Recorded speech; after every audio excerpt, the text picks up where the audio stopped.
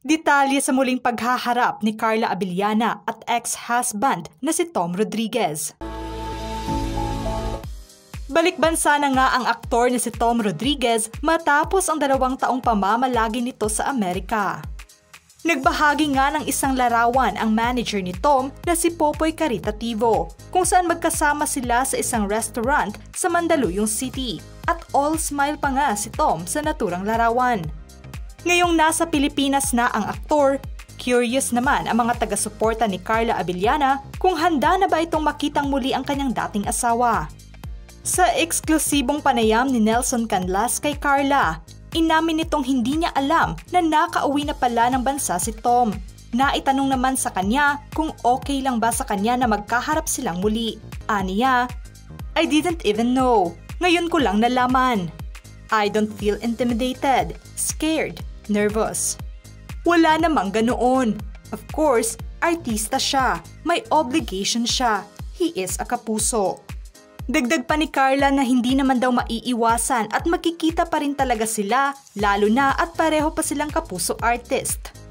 Dadating naman talaga yung day na babalik siya sa trabaho. Hindi naman maiiwasan yan. Ibinunyag naman ito na makailang ulit niya itong pinag-isipan dahil nga nasa iisang istasyon lamang sila at handang-handa naman daw siyang makaharap muli ang dating asawa. "I think okay lang. Ready naman ako. Hindi naman ako yung type na ayoko or avoidance or what." Ayon sa ulat, sasabak daw kaagad sa teleserye si Tom na pabiting inilahad ng manager nito. Ang kumpirmado pa lamang sa ngayon ay may magandang proyekto umanong naghihintay para sa aktor. Samantalang nitong nakaraang araw lang ay may patamang Instagram story pa si Carla tungkol na sa usaping marriage at divorce. Nakasaad nga sa malaman at highlighted shared message nito ang choose your heart sa iba't ibang aspeto. Ngunit mas tumatak naman sa netizens ang unang sentences sa naturang shared quote card ng aktres na tila pasaring at reaksyon niya sa pagbabalik bansa ng dating asawa. "Marriage is hard. Divorce is hard. Choose your heart." Tumagal nga ng 7 taon ang relasyon ng dalawa bago sila ikasal noong October 2021. Matatanda ang ginulat nga nila ang karamihan dahil nasa usap-usapan tungkol na sa kanilang hiwalayan 3 buwan lamang matapos silang ikasal.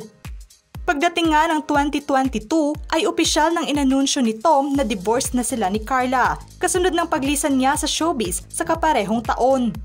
Habang ang aktres naman ay naghain ng petition for recognition sa bansa para na sa legal battle ng marriage nila.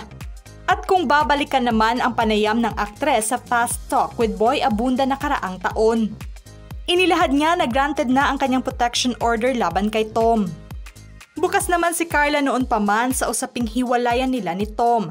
Ang tanong lamang ng iba ngayon ay kung handa na ba si Tom na makaharap muli ang dating asawa.